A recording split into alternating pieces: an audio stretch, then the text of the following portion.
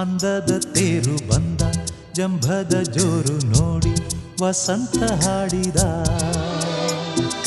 ತಂಪು ತಂಗಾಳಿ ಬೀಸಿ ಕಂಪು ಕಸ್ತೂರಿ ಸೂಸಿ ಹಾಡಿ ಸ್ವಾಗತ ಹೇಳಿದ.